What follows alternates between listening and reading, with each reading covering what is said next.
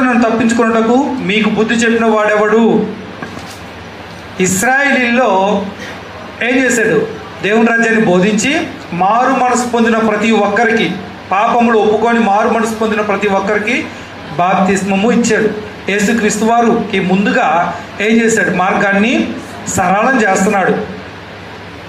మెస్సయ్య బోధించేటువంటి బోధలు వారు అంగీకరించలాగున, వారు సముఖత చూపించలాగున, అనుకూలమైన పరిస్థితులు కలుగులాగున ఏం చేశాడు? వంకర మార్గాలను సరిగ్గా ఎత్తైన మెట్లను ఏం చేస్తున్నాడు?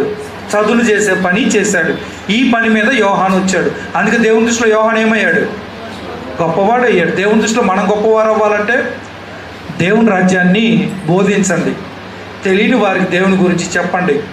దేవుని సన్నిధి తెలియకుండా లోకంలో నశించే ఆత్మలకు ఏం చేస్తారు? దేవుని సన్నిధికి నడిపించి వారి ఆత్మలు రక్షించబడినట్లు సహాయం చేయాలి.